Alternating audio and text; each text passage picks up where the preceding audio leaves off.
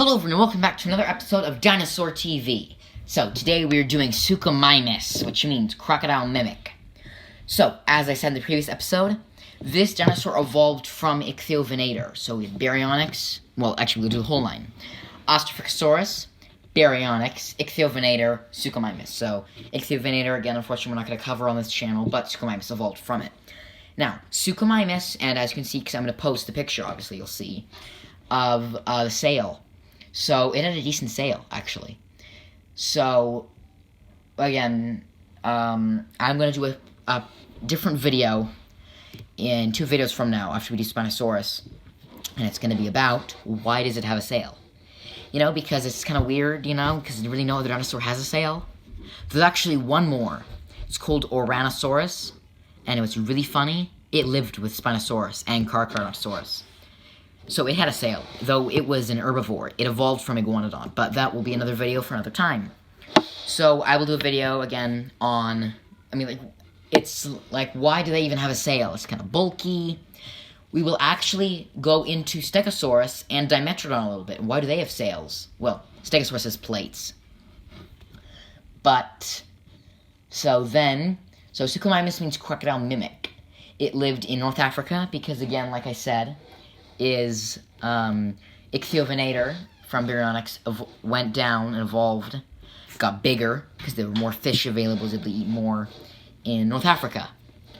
It was the first large Spinosaur. So this one was, you know, at the top, kind of.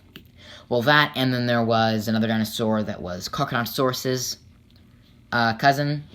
So it's so funny. Because if you look at, I believe it is called Vaporosaurus, okay? And I know I'm pronouncing it wrong, but when I do that video for that dinosaur, I'll say it.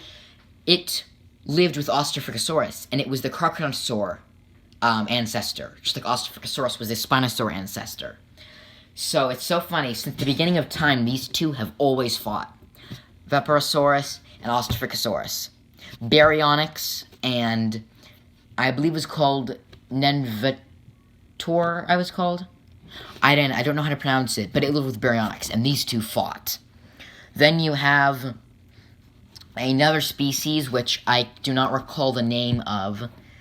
It fought Suchomimus, and then you have Carcharodontosaurus against Spinosaurus, which, of course, was probably, I'm sure, when it came to dinosaurs, I'm sure it was the most epic fight that they've ever fought before, because it's two giant carnivorous dinosaurs, a 45-foot-long Carcharodontosaurus and a 60-foot-long Spinosaurus. Imagine that, how epic that battle must have been. So, Suchomimus, but before we get too sidetracked, Suchomimus was 35 to 40 feet long, which is pretty big, T-Rex sized. So, it's already massive. It lived from about 115 to 109 million years ago. And you're asking, you know, we went from 125 to 115. Well, that's because, actually, Ichthyovenator was in between that space. And it was the first Spinosaur with a sail. Again, like I said, it was small. It was very small. The little ridge, the little hump. But, yes, it was. So, it was discovered by probably my favorite paleontologist called Ernst Stormer. He was a German guy in the 1900s, the early 1900s, so 1910-ish. He had over 500 people working for him to uncover Brachiosaur fossils. He found Spinosaurus, Carcharodontosaurus, and Suchomimus. He found, I don't know if he found Australopithecus, I don't think he did, but he found Oranosaurus, he found a 40-foot crocodile that lived and fought Spinosaurus. He found Onchopristis, which was a giant sawfish, the giant saw blade at the end of it, and Spinosaurus would eat those. But, again, I'm getting sidetracked again, we gotta stay focused. So, Ernst Stormer, and I think I will do a special on him and his life, because it's very interesting, and he was, it's arguable, he might even have been the greatest paleontologist, what he found. Him and Othniel Marsh and Edward Drinker Cope, definitely the top 3. And between those two, the Bone Wars, which are famous, which that'll be another video again, but for another time. So, but yeah, Suchomimus had that very traditional long snout and large claws, very typical Spinosaur. So, and again, you've already seen from the videos. And I'll, of course, show the map of where it lived, and just a brief idea of what dinosaurs were around. There was Caprisuchus, which means boar crocodile. Boar is in, like, a wild boar. It was a crocodile. Imagine imagine a mountain lion with longer legs, a really long, thick tail, and covered in scales, and really muscular. That's the Caprisuchus.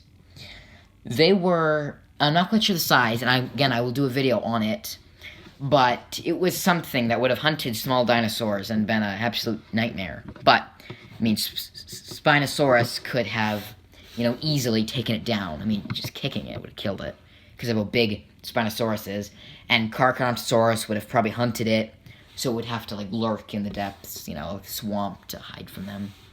But, that's just gonna about wrap up this episode. So, yeah, next episode will be a wild card, that is to say, it's Irritator, which I know some of you are going to say that is the most ridiculous name for a dinosaur ever. And I mentioned that in the 2 episodes ago, the Spinosaur Evolution one. But yeah, it's a real dinosaur. And I said in the previous episode what its name then. It's pretty sad, but the poor thing got a name like that. It's horrible. We'll do that because it lived the same time as Suchomimus, but different place. And then we will do Spinosaurus, and then, going down the line, I'll talk about the sail. And what's kind of sad is after that, we'll be done with the Spinosaur family line, which I can't believe how quickly this went by. It's crazy how quickly I can do these. It's kind of sad, really. But after that, we'll do the Carcharodontosaurs, and then then after that, we'll talk about the epic battles. Then we will talk about where exactly did Carnotaurus come from. And if you've seen the Jurassic World Fallen Kingdom, there's some movies in that. Everybody knows it. It has arms even smaller than T-Rex and had those horns. Where exactly did it come from?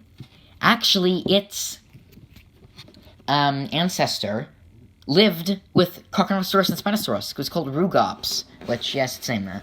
But I'm looking at the time. We're just at 8 minutes, so it's gonna wrap up this episode. So if you enjoy it, leave a like, and until next time, I'll see you later. Bye-bye.